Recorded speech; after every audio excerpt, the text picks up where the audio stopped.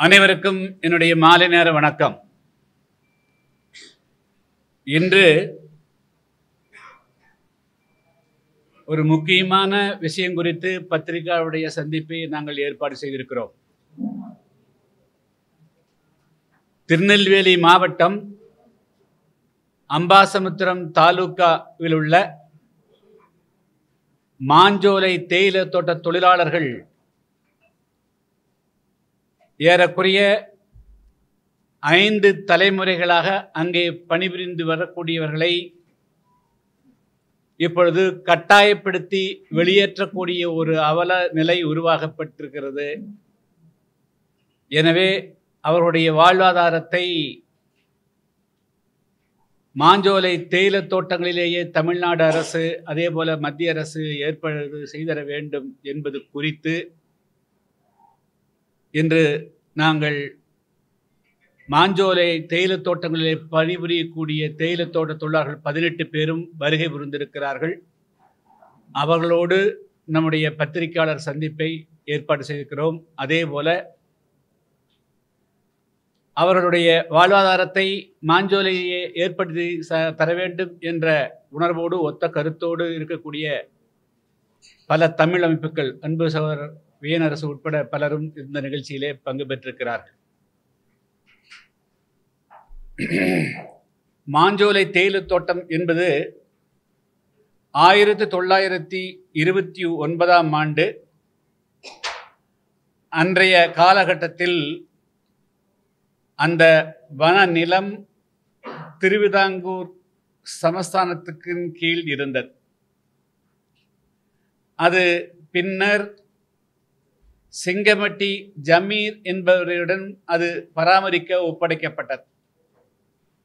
அந்த ஜமீன் பல்வேறு காரணங்களுக்காக அந்த வனப்பகுதியை பாம்பே பர்மா ட்ரேடிங் கார்ப்பரேஷன் என்று அழைக்கப்படக்கூடிய ஆங்கிலேய கம்பெனிக்கு 99 வருட குத்தகைக்கு அதை அவர்கள் வழங்கினார்கள்.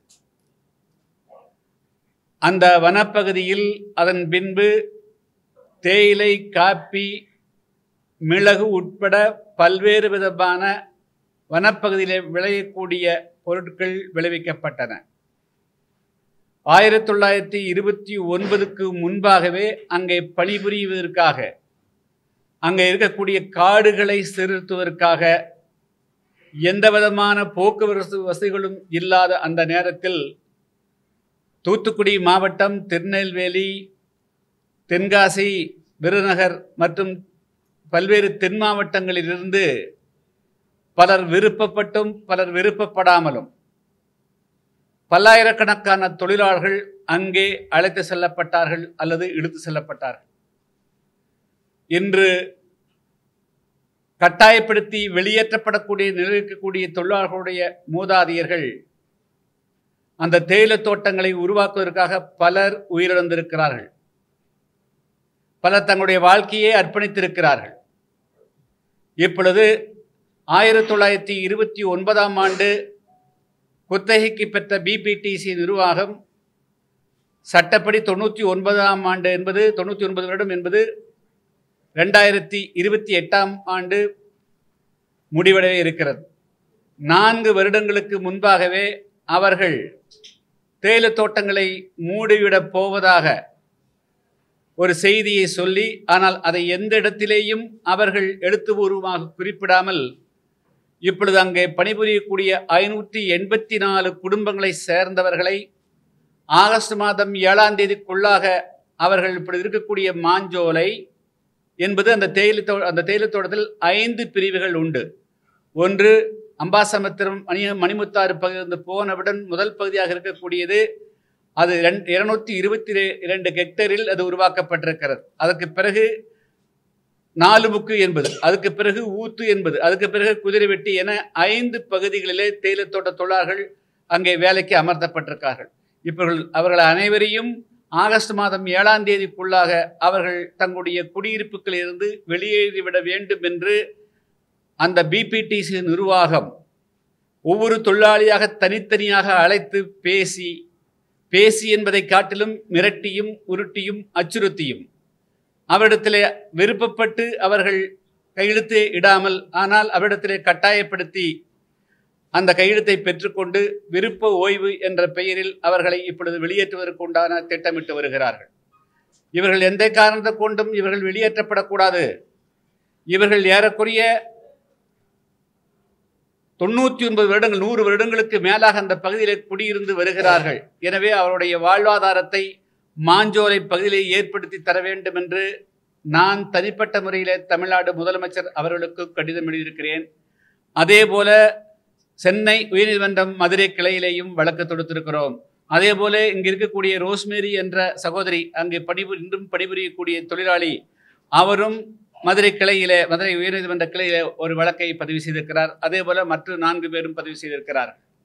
இப்பொழுது மிக முக்கியமாக இங்கே நாங்கள் பத்திரிகையாளர் சந்திப்பு நடைபெறுவது, இன்னும் இங்கு இருக்கக்கூடிய பல நம்முடைய ஊடக நண்பர்களுக்கும் பொதுமக்களுக்கும் நடுநிலையாளர்களுக்கும் ஏதோ தொழிலாளர்கள் தான் விருப்பப்பட்டு கையெழுத்து இட்டு விட்டார்கள் என்பதை போன்ற ஒரு பிரமை உருவாக்கப்பட்டிருக்கிறது.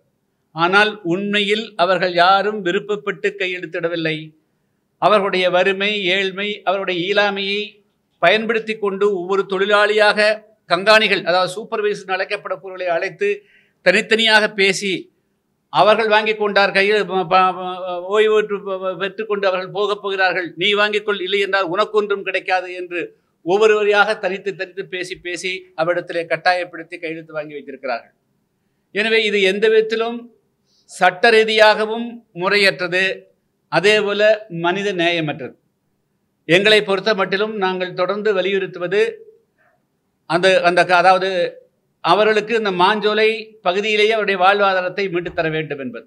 ஆனால் அரசனுடைய தரப்பு அல்லது அதிகாரியுடைய தரப்பில், இன்னும் அரசனுடைய தரப்பில் எந்த விதமான ஒரு அமைச்சர் அளவிலோ அல்லது ஒரு உயர் அதிகாரியுடைய மட்டத்திலிருந்து எந்த விதமான ஒரு அறிக்கையும் கொடுக்காமல் அடிமட்டத்திலே இருக்கக்கூடியவர்கள், அதாவது வனத்துறை அதிகாரிகளை வைத்து பல்வேறு விதமான அறிக்கைகளை கொடுக்கிறார்கள்.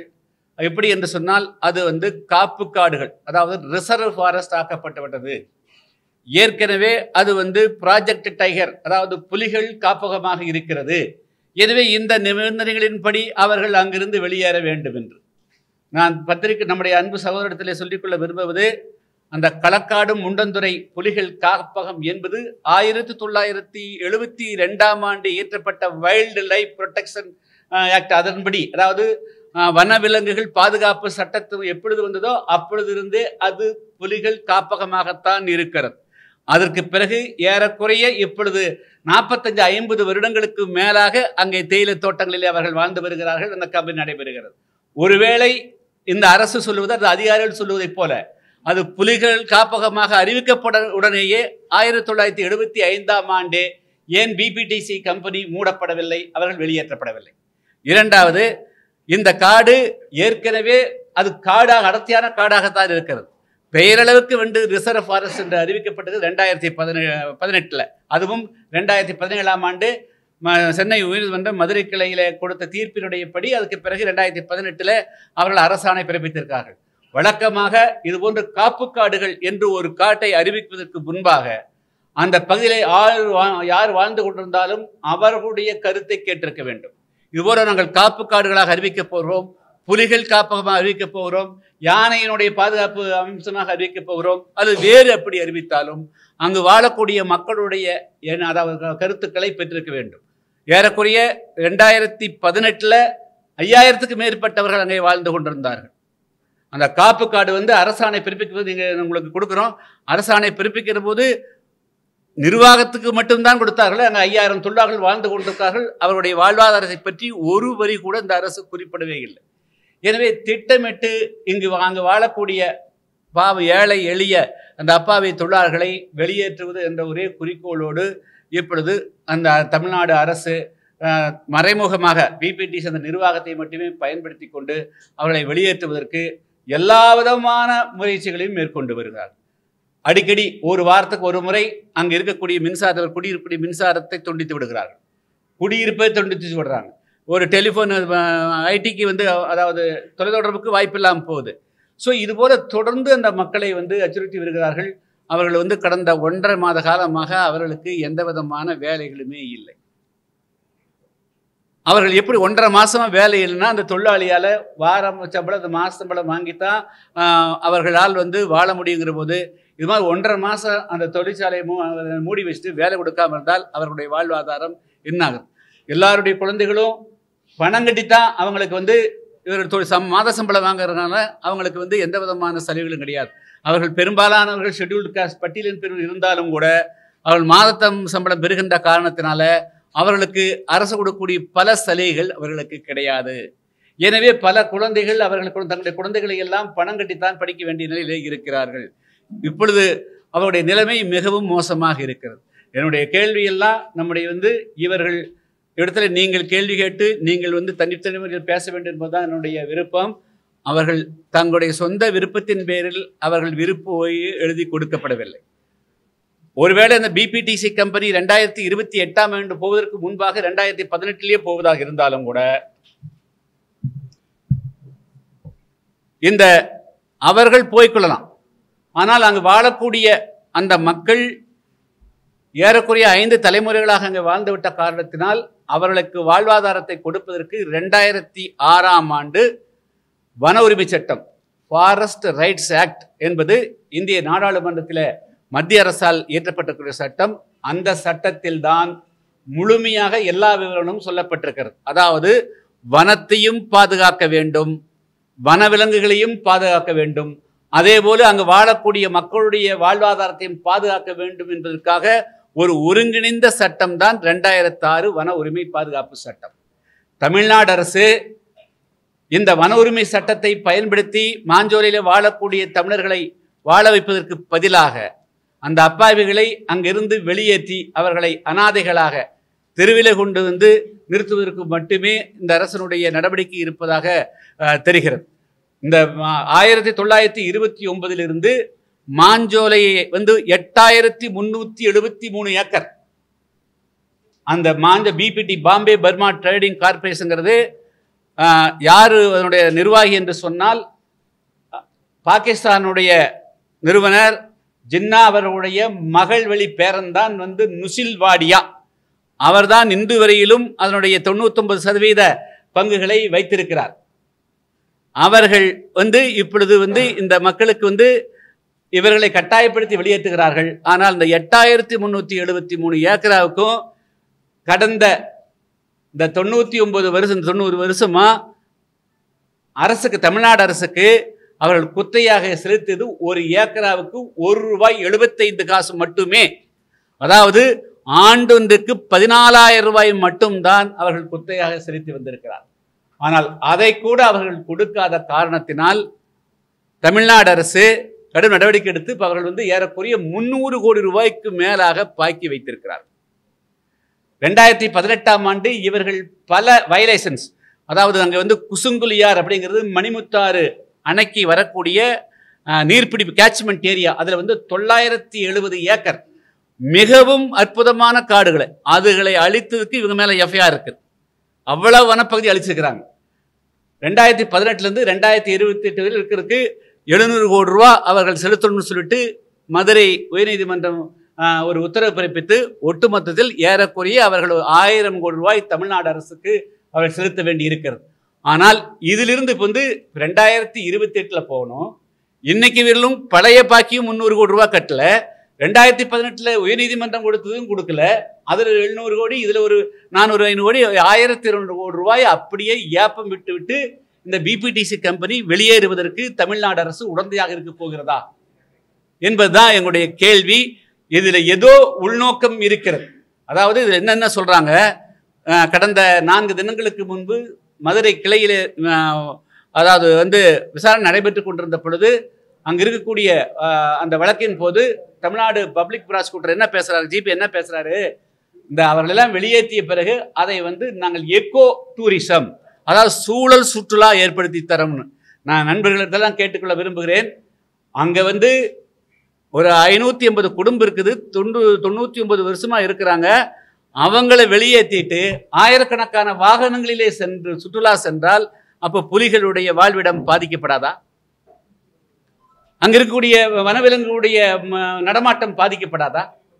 அப்போ நோக்கம் எல்லாம் இந்த அப்பாவி தொழிலாளர்களை வெளியேற்றுவதிலும் அந்த அந்த தளத்தை வேறு ஏதோ ஒரு விதத்தில் யாரோ கைப்பற்றுவதற்காக நடக்கக்கூடிய முயற்சியாகவும் பிபிடிசி நிர்வாகத்துக்கு அவர்கள் கட்ட வேண்டிய பணத்திலே இருந்து அவர்களை தப்பித்து ஓடுவதற்கு மட்டுமே இந்த அரசு ஒரு நடவடிக்கையில ஒரு பின்னால் ஒரு மனசுல வச்சு செயல்படுவதாகவே நாம் பார்க்க வேண்டியிருக்கிறது.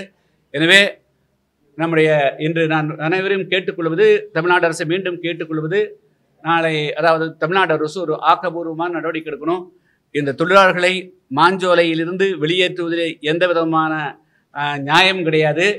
ஏன்னா இங்க இவங்களை வெளியேற்றிட்டா நீலகிரி மாவட்டம் கூடலூர்ல 1968 72க்கு இடையில ஏறக்குறைய 6 லட்சம் தமிழர்களை அதே போல நாங்க சிலோன்ல தேயிலை தோட்டங்களில் பணிபுரிந்தவர்களை குடியுரிமை பறிச்சு வாக்குரிமை பறிச்சு அனுப்பிச்சு வச்சாங்க கப்பலா. ஸ்ரீமாவோ லால் பகதூர் ஒப்பந்தத்தின்படி இப்பொழுது அவர்களையும் மெல்ல மெல்ல அந்த காடுகளை எல்லாம் அதாவது தேயிலையெல்லாம் காடுகளாக்கணும்னு சொல்லிட்டு அவர்களுடைய வாழ்வையும் பறிக்கிறார்கள். மாஞ்சோலையில் ஒரு தப்பு நடந்து விட்டுட்டோம்னா அடுத்து இலங்கையில் வந்த தமிழர்கள் அவங்க 10 லட்சம் பேர் வீதிக்கு வந்துடுவாங்க, வால்பாறையிலிருந்து வந்துடுவாங்க. இதனுடைய பாதிப்பு இந்தியா முழுமைக்கும் பல வனப்பகுதியில் வாழக்கூடிய பழங்குடி மக்கள், பழங்குடி அல்லாத அந்த வனப்பகுதியில் வாழக்கூடிய மக்களுடைய வாழ்வாதாரம் முற்றாக பாதிக்கப்படும். எனவே தமிழ்நாடு அரசு எந்த காரணத்தை கொண்டும் சமூக நீதி பேசுவதிலே இல்லை, சமூக நீதியை அமல்படுத்துவதுதான் இருக்கிறது. எனவே ஏறக்குறைய 5-6 தலைமுறைகளாக மாஞ்சோலை பகுதியிலே வாழ்ந்து கொண்டிருக்கக்கூடிய அந்த தமிழ் மக்களுடைய வாழ்வாதாரத்தை மாஞ்சோலையிலே நிலைநாட்டுவதற்கு 2006ஆம் ஆண்டு மத்திய அரசினுடைய வன உரிமை பாதுகாப்பு சட்டத்தை அமல்படுத்த வேண்டும். அதன் மூலமாகவே தீர்வு காண வேண்டுமே தவிர எந்த காரணம் கொண்டும் காவல்துறையை பயன்படுத்தியோ அல்லது தொழிலாளர் நலத்துறையை பயன்படுத்தி அல்லது மாவட்ட ஆட்சியரை பயன்படுத்தி அவர்களை வெளியேற்றுவதற்கு உண்டான எந்த முயற்சியும் எடுக்கக்கூடாது. அவர்களுக்கு இப்பொழுது நிர்வாகம் கொடுக்க முன்வந்திருக்கக்கூடிய 2 லட்சம் ரூபாயும் 2.5 லட்சம் 3 லட்சத்தை வைத்து அவர்கள் ஒரு சென்ட் வீட்டு மனை கூட இல்லாதவர்கள், பல பேர் விதவைகளாக இருக்கிறார்கள். இவர்களெல்லாம் அங்கு கீழே சென்று இந்த 2.5 லட்சம் ரூபாயை வைத்துக்கொண்டு அவர்கள் எப்படி குடும்பம் நடத்த முடியும்? அங்கே அவங்க பெண்கள் எல்லாம் கேட்டு பாருங்க, கீழே போய் இந்த 1.5 மாதத்துக்குள்ள ஒருவேளை நம்மளை வெளியே அனுப்பிச்சிடுவாங்களோ, அப்போ நம்ம ஏதாவது வேலைக்கு போகலாம்னு கீழே போய் கேட்டால் நீங்கள் உனக்கு 55 வயசு ஆகிப்போச்சு, 50 வயசு ஆகிப்போச்சு, உங்களுக்கு வேலை கிடையாது அப்படின்னு பல்வேறு விதமானத்தில் அந்த மக்களுக்கு வேலை வாய்ப்பும் கிடைக்காது போன்ற சூழ்நிலை ஏற்படுகிறது. எனவே அவர்கள் கட்டாயப்படுத்தி மாஞ்சோலிலிருந்து வெளியேற்றப்பட்டால் அவர்களுடைய வாழ்வாதாரம் பாதிக்கப்படுவதல்ல, அவர்கள் தற்கொலை நிலைக்குத்தான் தள்ளப்படக்கூடிய சூழ்நிலை ஏற்படுமே தவிர அது பசி பற்றியோடு மாறக்கூடிய சூழ்நிலை தான் ஏற்படுமே தவிர அவருடைய வாழ்வு பாதுகாக்கப்படாது. எனவே அந்த அந்த தவறான செயலுக்கு தமிழ்நாடு அரசு எந்த காரணத்தை கொண்டும் அதுக்கு துணைவை விடக்கூடாது, உடந்தையாக இருந்து விடக்கூடாது. அந்த இருக்கக்கூடிய 550 குடும்பங்களையும் மாஞ்சோலையிலே வாழ்வதற்கு உண்டான ஒரு உரிய நடவடிக்கை எடுக்க வேண்டும். 2006ஆம் ஆண்டு வன உரிமை சட்டத்தின்படி அவர்களுக்கு அங்கேயே ஒவ்வொருவருக்கும் 5 ஏக்கர் கொடுக்கலாம், 7 ஏக்கர் கொடுக்கலாம், 10 ஏக்கர் வெல்லும் கொடுப்பதற்கும் சட்டத்திலே இடம் உண்டு. யாரும் வனத்தை பட்டா போட்டு கேட்பதில்லை, அனுபவதற்கான உரிமை. இப்படித்தான் தமிழ்நாட்டினுடைய பல பகுதிகளிலும் பல்லாயிரம் லட்சக்கணக்கான மக்கள் அந்த வனப்பகுதியிலே வாழ்ந்து கொண்டிருக்கிறார். குறிப்பாக தேனி மாவட்டம் வருசநாடு என்ற பகுதியில் ஏறக்குறைய 10,000 குடும்பங்கள், அதாவது வைகை என்ற பகுதியில் இரு மருங்கிலும் பல பேர் வாழ்ந்து கொண்டிருக்கிறார்கள். இப்போ எண்ணற்ற பகுதிகளில் மக்கள் வாழ்கிறார்கள். இதில் தவறாக முடிவெடுத்துட்டுனா வால்பாறையிலிருந்து ஏறக்குறைய 1 லட்சம் பேர் கீழே இறங்கணும், கூடலூர்லேருந்து ஒரு 10 லட்சம் பேர் கீழே இறங்க வேண்டியிருக்கும், அப்புறம் அதே போல் ஏற்காடுலேருந்து கீழே வர வேண்டியிருக்கும், எல்லா தேயிலை காப்பி தோட்டங்களையும் மூட வேண்டியிருக்கும். அங்கே இருக்கக்கூடிய கீழே என்ன வேலை இருக்குது அந்த மக்களுக்கெல்லாம்? எனவே அவர்கள் பசியோடும் பட்டினியோடும் கிடக்கக்கூடிய ஒரு நிலைமை ஏற்படும். அதனால் தமிழ்நாடு அரசு ஒரு முறையான நடவடிக்கை மாஞ்சோலை தேயிலை தோட்ட தொழிலாளர்களை காப்பாற்றுவதற்கு 2006ஆம் ஆண்டு வன உரிமை சட்டத்தை அமல்படுத்தி அவருடைய வாழ்வாதாரத்தை பாதுகாக்க வேண்டும் என்று நான் கேட்டுக்கொள்கிறேன்.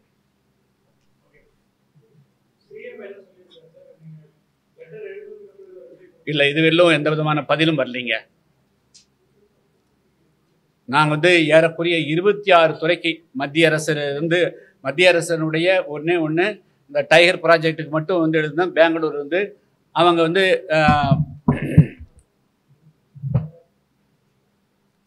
அவங்க மட்டும்தான் இங்கே சீஃப் வைல்டு லைஃப் வார்டனுக்கு மட்டும் உடனடியாக போய் ஆய்வு பண்ணி எழுதிக்கிறாங்க. மற்றபடியாக தமிழ்நாடு அரசு நீதிமன்றத்தில் அந்த மாவட்ட ஆட்சியருடைய அறிக்கை, நாங்கள் 3.5 லட்சத்தில் கீழே வீடு கொடுக்கணும்னு சொல்கிறாங்க. அப்புறம் நாங்கள் என்ன அம்பேத்கருடைய இது பேரில் இருக்கக்கூடிய இதில் கடன் கொடுக்குறோன்னு சொல்கிறாங்க. இவங்க இந்த பாருங்கள், இவங்கெல்லாம் போய் இன்றைக்கி எப்போ கடன் வாங்கி என்ன தொழில் செஞ்சு எப்படி கட்டுவாங்க ஆச்சுங்களா? இங்கே பணமே ஃப்ரீயாக கொடுத்தாலும் கூட அவங்களால தொழிலெலாம் செஞ்செல்லாம் காப்பாது. அவனுக்கு வந்து தேயிலை பறிக்கிறது தவிர, தேயிலை உரமிடுவது தவிர, கவாத்து விட்டுவது தவிர, ஃபேக்டரியில் வேலை செய்வதை தவிர வேறு எந்த தொழிலும் அவர்களுக்கு பரிட்சையுமே இல்லை. அதனால் அரசனுடைய வேறு எந்த உதவிகளும் அவர்களுக்கு உதவாது. அவங்களுடைய கிளைமேட்டே அவங்களுக்கு வந்து ஒத்துவராது. அதனால் அவங்களுக்கு வந்து அவங்களுடைய வாழ்வாதாரத்தை அங்கேயே ஏற்படுது. 2006 சட்டத்தில் நான் அதுதான் கொடுத்துருக்குறேன், உங்களுக்கு கொடுத்துருக்குறது அதுதான் கொடுத்துக்கிறேன். அது தயவுன்னு நீங்கள் எல்லோரும் கொஞ்சம் பொறுமையாக படித்து பாருங்கள். அதில் அவங்களுடைய வாழ்வாதாரத்தை அந்தந்த பகுதியை பாதுகாக்கிறதுக்கு சட்டத்தில் இடம் இருக்குது.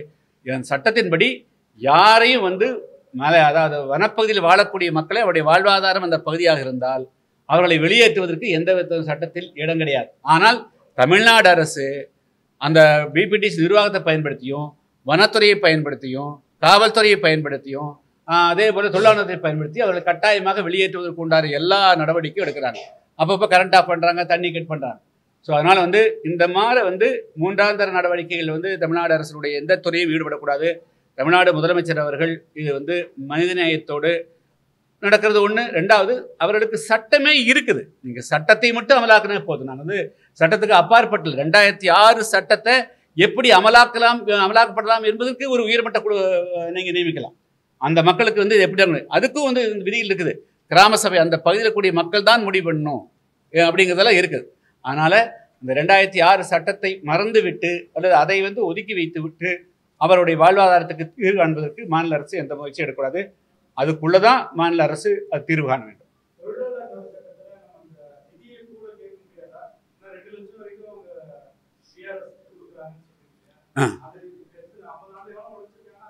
அல்ல, அது பேசுறதுக்கே முடியலைங்க. அதாவது இவங்க கழுத்து மேல கத்தி வச்ச மாதிரி தொழிலாளர்கள் இங்கிருந்து கீழ இருந்து மேல போய் பார்க்க போனா பார்க்க விட மாட்டேங்கிறாங்க.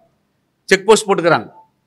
அவங்க நிறுவனம் இல்லை, போலீஸ் போடுதுங்க. நிறுவனத்தை இப்போ வந்து அதாவது வந்து பேர் நடவடிக்கை எடுக்கிறதெல்லாம் நிறுவனம், எழுத்துவரும் கொடுத்தா நிறுவனம், தடுக்கிறதெல்லாம் இவங்க பண்ணுறாங்க. செக் போஸ்ட் வந்து கீழே அம்பாசமுத்திர மணி அமுத்தார் பகுதியில் செக் போஸ்ட் பிடிச்சிக்கிறான். யார் நாங்களே நானே போகிறதுக்கு அன்றைக்கி போகிறதுக்கு வந்து நாங்கள் போனோம். நாங்களே 2 மணி நேரம் போராடி அதுக்கு பிறகு தான் போக முடிஞ்சது. ஸோ இது போல் வந்து அரசுக்கு சாதகம் இருந்தால் அவங்களை அனுப்புகிறாங்க. அவங்ககிட்ட இந்த உண்மையை வந்து எடுத்துருவாங்க, தொழிலாளிகளுடைய வந்து அவங்க குறை சொல்லிடுவாங்கன்னு சொன்னால் உடனடியாக காவல்துறை வச்சு எஸ்பி வந்து நின்றுக்கிறாரு அந்த செக் போஸ்ட்டில். அதெல்லாம் அவசியமே இல்லாது. அது வனத்துறை பாதுகாக்க வேண்டியது காவல்துறைக்கு எங்கள் வேலை இருக்குது. ஸோ அதனால் வந்து அவங்க முழுக்க அது நோக்கமெல்லாம் ஒரு தவறான நோக்கமாக இருக்குது. அது கூடாதுங்கிறது தான் என்னுடைய.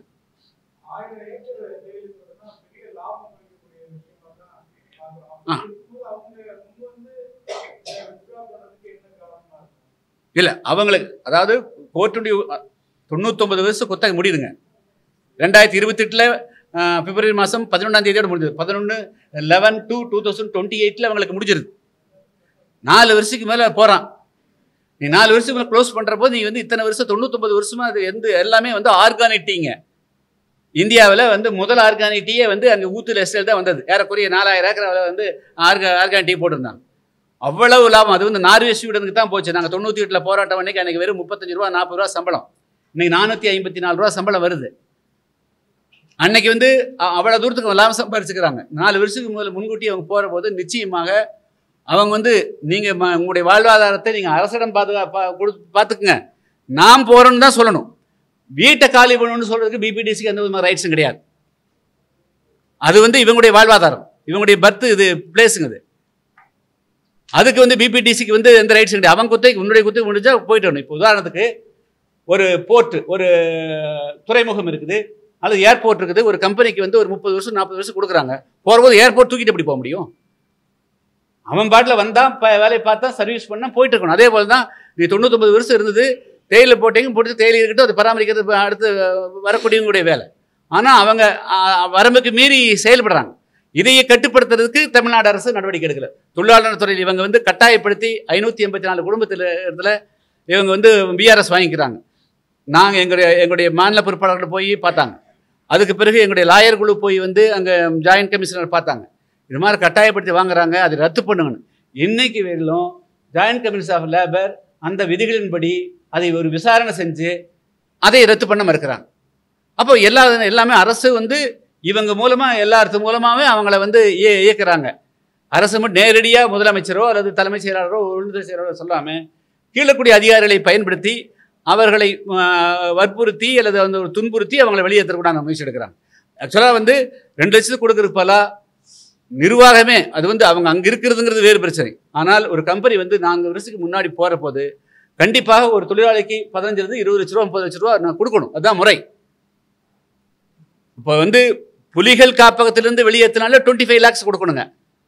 இதையெல்லாம் எதுவுமே வந்து பண்ணாமல் இந்த 2 லட்ச ரூபா வந்து கொடுக்குறேன், ஒரு வருஷத்துக்கு ஒரு மாதத்துக்கு 4 நாள் 5 நாள் வேலை போட்டு உங்களுக்கு 10 வருஷம் சர்வீஸ் இருக்குது, இந்த 1.5 மாதம் சம்பளம் கொடுக்குறேன்னு சொல்லிட்டு 2,80,000 ஏற்கனவே ரிட்டையர்ட் ஆகி போகக்கூடியவங்க அதையெல்லாம் தான் 4 லட்சம் காமிக்கிறாங்க. ஆனால் இப்பொழுது நல்ல திடகாத்திரமாக இருந்து பணிபுரியக்கூடிய தொழிலாளர்களுக்கு அதிகபட்சம் 2,83,000 ரூபாய் தவிர கிடையாது. இதை வச்சு இந்த 2,83,000 வச்சு அவங்களுடைய பொண்ணு இருந்தால் எப்படி கல்யாணம் பண்ணிக்க முடியும்? இவங்க போய் எந்த வீட்டில் குடியிருப்பாங்க? 3.5 லட்ச ரூபாய்க்கு இன்றைக்கி வீடு கொடுக்குன்னு சொல்கிறாங்க. நிலம் இல்லாமல் எந்த வீட்டில் கட்ட முடியும்? நிலம் வாங்க முடியுமா?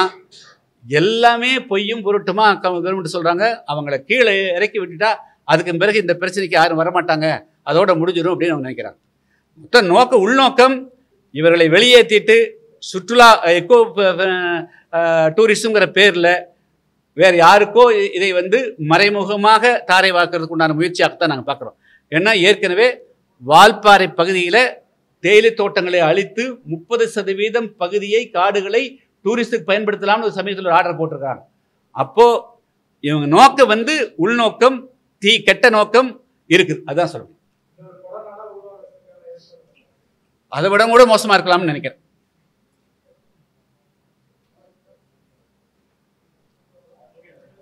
தொழிலாளி நீங்கள் எதை பேசுமா? பேசுங்க பேசுங்க. அவங்க 4 வார்த்தை கேட்டுக்குங்க. அவங்கள பேசுங்க. ரோஸ்மெண்ட் பேசுமா. வணக்கம். மாஞ்சோலை தேயிலை தோட்ட தொழிலாளி. கடந்த 55 வருஷமாக நான் இந்த எஸ்டேட்டில் வேலை பார்க்கேன். எஸ்டேட்டை விட்டால் எனக்கு கல்லிடைக்குறிச்சி விட்டால் வேறு வழி தெரியாது. எங்கள் வாழ்வாதாரம் என்னன்னு எங்களுக்கு புரியல. நாங்கள் சரி இப்போ வேலை நிப்பாட்டிட்டாங்களே அப்படின்னு சொல்லி இங்கே வந்து கேட்டால் நீங்கள் ஜாதி அடிப்படையில் தான் வேலை, நான் ஒரு கிளாஸ் கல்வியாவது பொழைச்சிடலான்னு பார்த்தேன். அதுக்கு கூட 55 வயசு ஆகிட்டு கிடையாது உங்களுக்கு அப்படின்ட்டாங்க. அதுலேயும் எங்களுக்கு இடம் இல்லை. ஆனால் நாங்கள் இந்த மாஞ்சோலையில் இருந்து வாழ்ந்து 55 வருஷமாக வாழ்ந்து ரேஷன் கார்டில் இருந்து ஆதார் கார்டில் இருந்து ஓட்டர் ஐடியிலேருந்து எல்லாம் போட்டிருக்கோம். கம்பெனி வந்து கவர்மெண்ட்டுக்கு வரியும் கொடுக்கும். எங்களுக்குள்ள மாதம் 1000 ரூபா பிடிச்சிருவாங்க வரி. இதெல்லாம் நாங்கள் கெட்டி தான் இருக்கோம். இது வரைக்கும் எங்களுக்கு ஒரு கவர்மெண்ட்டோ இல்லை ஃபாரஸ்ட்லேயோ இருந்து எங்களுக்கு ஒன்றும் கிடைக்கல, ஒரு பதிலும் கிடைக்கல. நாங்கள் வந்து இப்போ கீழே இறங்கினா தற்கொலையை தவிர வேறு வழி தெரியல. எங்களுக்கு கஞ்சிக்கு வழி இல்லை. எங்கெல்லாமும் அம்பாசமுத்திரத்தில் இருந்து திருநெல்வேலி வரைக்கும் ஹோட்டலில் கட் பார்த்துட்டோம். ஒரு வேலை எங்களுக்கு கிடையாது. அதுலேயும் ஜாதி அடிப்படையில் தான் வேலை கொடுக்காங்க. நல்லா அலைஞ்சு 2-3 மாதமாக இப்போ 2 மாதமாக நான் அலைஞ்சு வேலைக்குன்னே பார்த்தேன், கிடைக்கல. ஆனால் நாங்கள் வாழ்வோ சாவோ அந்த மாஞ்சோலை பகுதியிலே வாழ்ந்து செத்துருந்தோம். பட்டினியாக கிடந்தாலும் நாங்கள் அங்கேருந்தே செத்துருந்தோம். எங்களுக்கு அதில் ஒரு 10 சென்ட் இல்லை எல்லாட்டரும் 5 சென்ட் இடம் கொடுத்தனாலும் நாங்கள் அங்கே தொழில் வச்சு நாங்கள் பொழைச்சிக்கிடுதோம். ஆனால் இனி நாங்கள் வந்து கீழே இறங்க மாட்டோம். ஒரு சொட்டு ரத்தம் நாங்கள் 15 வயசுலேருந்து நாங்கள் வேலை பார்த்துருக்கோம். ஒரு சொட்டு ரத்தம் இந்த கம்பெனியில் அட்டை குழுக்கில் வாழ்ந்து வேலை பார்த்தாச்சு. இந்த ரத்தத்தை சிந்தின இதுலேயே எங்கள் உயிர் போனாலும் பரவாயில்ல, நாங்கள் அங்கே வாழ்ந்துக்கிடுதோம். ஆனால் இது அரசு நல்ல முறையில் எங்களுக்கு நடவடிக்கை எடுத்து தரணும். இல்லையா இப்போ நாங்கள் ஒரு 2 மாதமாக கரண்ட் எங்களை கட் பண்ணிட்டான். தண்ணி கிடையாது, குடிக்க கூட தண்ணி இல்லை மக்களுக்கு. கரண்டில் நாங்கள் இல்லாமல் இருட்டு வீட்டுக்குள்ளே இருக்கோம். மண்ணெண்ணையும் ரேஷன் கார்டில் மண்ணெண்ணெய் கிடையாது எங்களுக்கு. எல்லாம் இருட்டில் தான் நாங்கள் வாழ்ந்துக்கிட்டு இருக்கோம். ஒரு ஃபோன் பேசணும்னாலும் ஒரு தகவல் வேணும்னாலும் எதுவுமே எங்களுக்கு கிடையாது. நாங்கள் கீழே வந்தால் தான் ஏதாவது ஃபோன் அவசர ஃபோன் பேசிக்கிட்டோம். அல்லாமல் மக்களுக்கு வந்து எல்லா மக்களுக்கும் என்ன போன்ற எல்லா மக்களுக்கு லேபர் மக்களுக்கு எங்களுக்கு அங்கேயே வாழ்வு உரிமை கொடுத்து எங்களுக்கு அங்கே ஒரு இடம் கொடுத்து எங்களை வாழ வைக்க எல்லாத்துக்கிட்டையும் பணியுடன் கேட்டுக்கொள்கிறேன். கவர்மெண்ட்டு லோன் கொடுக்க வீடு ஆடு கொடுக்கணுன்னாங்க. அவங்க அப்படி லோன் கொடுத்து வீடு கொடுத்தாலும் வீடு வந்து எங்களுக்கு வேணும், வீடு இல்லை. அப்போ அந்த ஆடை வாங்கி என்ன செய்ய, லோனு கட்டுறதுக்கு எங்களுக்கு வேலை. அதாவது இவ்வளோ நாள் திருநெல்வேலியிலேருந்து அம்பாசமுத்திரம் வரைக்கும் ஒரு கிளாஸ் கல்வியாவது நான் பொழைச்சிக்கலாம் அப்படின்னு போய் கேட்டேன். வேலை இல்லாமல் அவங்களுக்கு 55, அதுலேயும் ஜாதி அடிப்படையில் தான் அங்கேயும் நடக்குது. அப்படிங்கிற நாங்கள் எங்கே போய் வேலை பார்ப்போம்? இவங்களுக்கு எப்படி லோன் கட்ட முடியும்? அப்போ இந்த லோன் கட்டுறதுக்குனால எங்களுக்கு வேலை வேணுங்களா? வேலை எஸ்டேட்டில் இருந்தோம்னா நாங்கள் ஏதாவது ஒரு ஏதோ எங்களால் முடிஞ்ச அளவுக்கு வேலை பார்த்து நாங்கள் சாப்பிட்டுக்கிடுவோம்.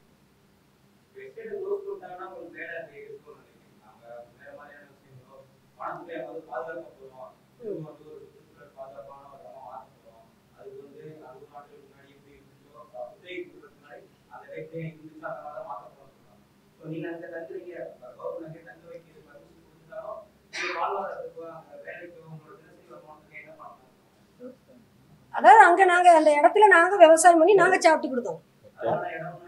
ஆமா, 10 ஏக்கர் நிலம் எங்களுக்கு கொடுத்தா போதும், அதுல நாங்க எது வேணாலும் வச்சு. ஆமா, பால் எடுத்து கீழே அனுப்புவோம், பால் எடுத்து கீழே அனுப்புவோம், கடைக்கு அடிச்சு அதை வச்சு நாங்க பழக்கிக்குவோம். அதாவது அந்த எஸ்டேட்ல எங்களுக்கு பிழைக்கிறதுக்கு நிறைய வேலை இருக்கு.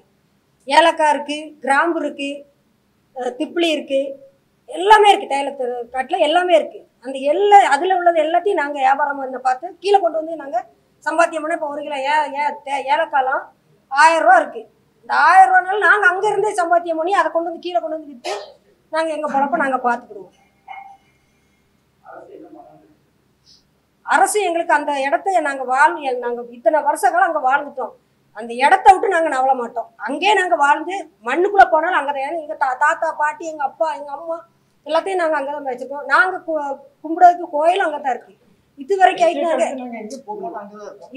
நாங்கள் அங்கேருந்து இங்கே வந்து ஒரு வேலை தெரியாது. ஒரு தேலையை தவிர 15 வயசுல இருந்து வேலை பார்த்துருக்கோம். அந்த தேலையை தவிர ஒன்றும் தெரியாது.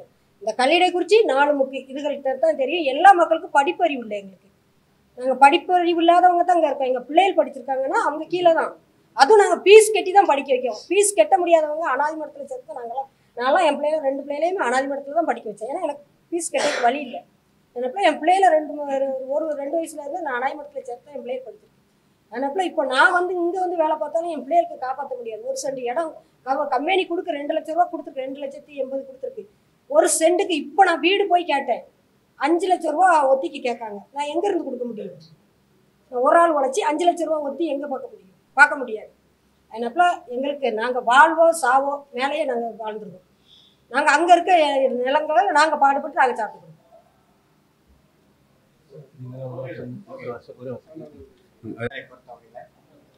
நம்முடைய புதிய தமிழர் கட்சி தலைவர் மதிப்புக்குரிய கிருஷ்ணசாமி அவர்கள் 99லேருந்து நாங்கள் பார்க்குறோம். தமிழர் அமைப்பு 45 ரூபா ஊதியம் இருந்தது, இன்றைக்கு 475 ரூபாவில் அவங்க கிடைக்கினா மாஞ்சோலையில் மட்டும் இல்லை, தமிழ்நாடு முழுவதும் உள்ள தேயிலை தோட்டங்கள் ஏறக்குறைய 7 லட்சம் தொழிலாளர்கள் வேலை பார்க்குறாங்க. அதுக்கு நம்முடைய ஐயா தான் காரணம். எனவே இந்த சிக்கல்லையும் தமிழ்நாடு அரசு புதிய தமிழர் கட்சி தலைவர் மருத்துவர் ஐயாவை அழைத்து பேசணும். அல்லது அவரே சொல்றாரு, ஒரு ஆணையரை போட்டு ஒரு உயர் அதிகாரியை போட்டு அந்த மக்களிடம் நேரடியாக விசாரித்து நல்ல தீர்வு காண வேண்டும் என்று அவங்களே சொல்றாங்க. அந்த கோரிக்கையை ஏற்று ஐயா இந்த கோரிக்கையை வெற்றி பெறுகிற வரை தமிழர் அமைப்பு ஆதித்தமிழர் விடுதலை இயக்கம் அண்ணன் வினோத், நம்முடைய ராஜ்குமார் தமிழக முன்னேற்ற கழகம், பூமிராஜன் தாய்நாடு மக்கள் கட்சி, கேஸ்டோவை உச்ச நீதிமன்ற வழக்குரைஞர் வந்திருக்கிறாங்க. நாங்கள் எல்லாம் இந்த மக்களுக்காக, இந்த மக்களுடைய வாழ்வாதாரத்தை மாஞ்சோலையிலே உறுதி செய்ய வேண்டும். எக்காரணம் கொண்டு அவர்களுக்கு அங்க அந்த அம்மா சொல்றாங்க சாதி பார்க்குறாங்க. மேல சாதி கிடையாது. எல்லோரும் தமிழர்கள், தூய தமிழர்களா இருக்கிறாங்க. தமிழ் தேசியமே அங்கதான் இருக்கு. ஐயா கூட பேசினாங்க அன்னைக்கு திருநெல்வேலியில. தமிழை தவிர வேற எந்த மொழியும் தெரியாது. எனவே இந்த மக்களுடைய வாழ்வாதாரத்தை அங்கேயே அரசு உறுதி செய்ய வேண்டும். அதற்கு புதிய தமிழர் கட்சி என்ன நிலைப்பாடு எடுக்கிறதோ அதை நாங்கள் ஆதரித்து பற்றி நிற்போம். நன்றி, வணக்கம்.